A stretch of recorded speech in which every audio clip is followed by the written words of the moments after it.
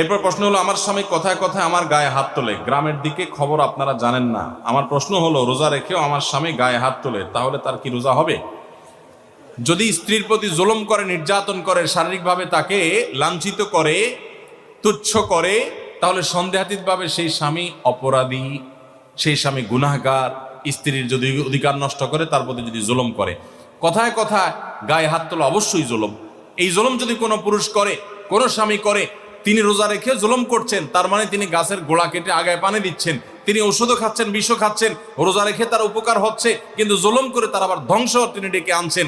রোজার মর্ম যদি তিনি বুঝতেন, তাহলে এটা করতেন না। নবী সাল্লাল্লাহু আলাইহি সাল্লাম বলেছেন, রোজাদার ব্যক্তির সাথে কেউ যদি ঝগড়া করতে আসে, সে বলবে, ভাই আমি রোজাদার, আমি ঝগড়ার উত্তর দিতে পারতেছি না। আর এই লোক বরং ঝগড়া তো দূরের কথা, আরো এক কাঠি সরস, সে বোর গায়ে হাত তুলছে, মারামারিতে লিপ্ত হচ্ছে, সন্দেহাতীতভাবে সে রোজার মর্যাদা রাখে নাই। এই লোক প্রকৃত অর্থে রোজাদার না।